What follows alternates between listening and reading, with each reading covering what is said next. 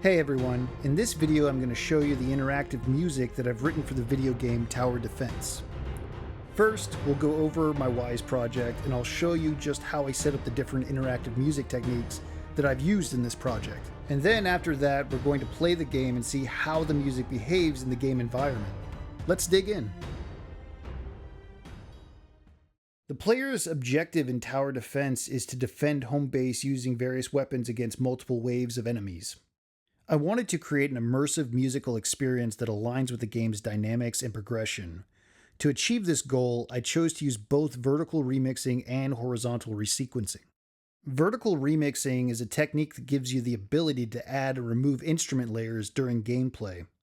If we look over at the Game Syncs tab and go to Game Parameters, we see a few possible control input options that can be used to add and remove music elements from the game.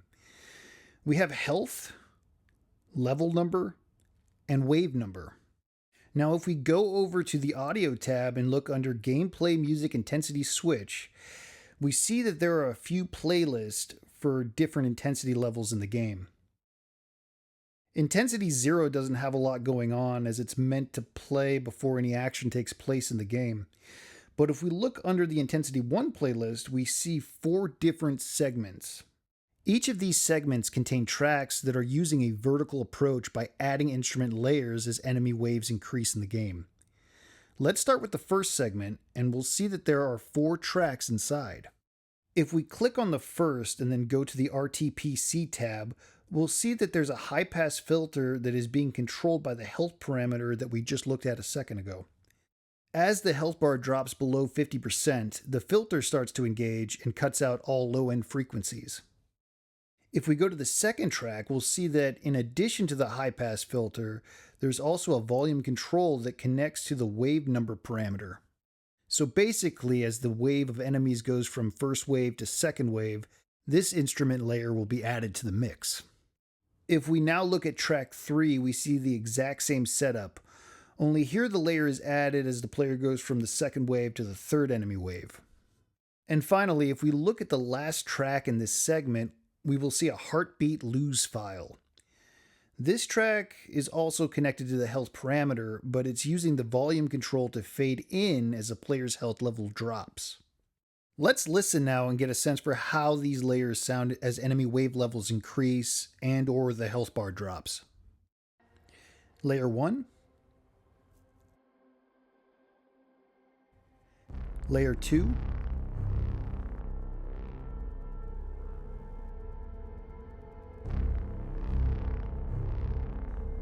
Layer 3.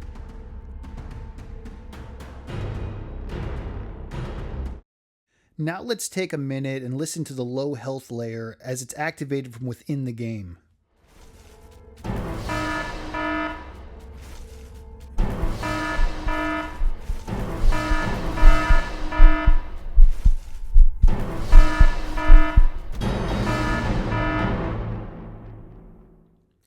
Great!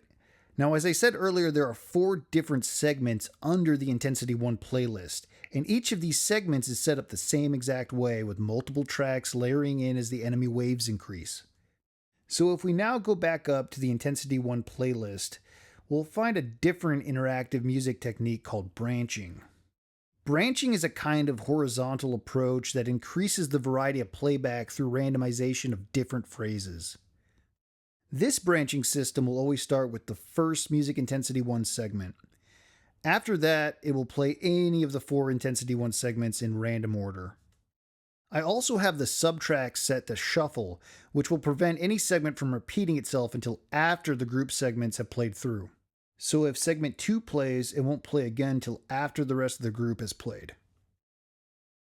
Okay, so now we have a good idea of how the Intensity 1 playlist is set up. But if we look down, we'll see there are 2 more Intensity playlists. The Intensity 2 playlist is also using a branching system, only this one will play each segment in a consecutive order instead of random. If we look under each segment, we'll see layered tracks that are using the same type of vertical approach that we saw in Intensity 1, along with the same RTPC setup. And the same goes for the Intensity 3 playlist, except this one is only using a single segment with multiple layered tracks within. So now, how does all this work in the game? If we go up to the Game Syncs tab and look under Switches, we'll see that there are 4 different intensity switches being used to change between the different playlists in the game. Intensity 0 is called first, then Intensity 1 for 3 waves of enemy attacks. Then Intensity 2 playlist is called for waves 4, 5, and 6. After that, the final Intensity playlist is called for waves 7 through 10. These switches are hooked up under the gameplay music intensity switch to the different intensity playlists. There's a game start event that then calls the gameplay state to trigger the music in the game. There's a few other things I'd like to go over real quick. If we go back to the gameplay music intensity switch and check out the transitions tab, there's a transition that is set to play going from intensity playlist 1 to 2 and then going from 2 to 3. This transition is just a cymbal swell that helps bridge the separate playlists more seamlessly. We also have 3 different stingers, one for the bass hit, one for the start of a new wave, and one for going from the main menu to the very start of the game. The stingers are set up as triggers under game syncs and are then called by specific events: game start, bass hit, and new wave. We also have game states for win and lose music cues that are also called to the game by their events. And finally, we have game menu music, which plays when the player is selecting their desired level. Now let's actually play the game and see how it all comes together.